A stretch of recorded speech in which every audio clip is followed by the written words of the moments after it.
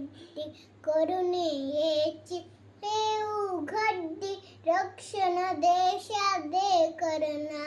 देशासाठी होणार ना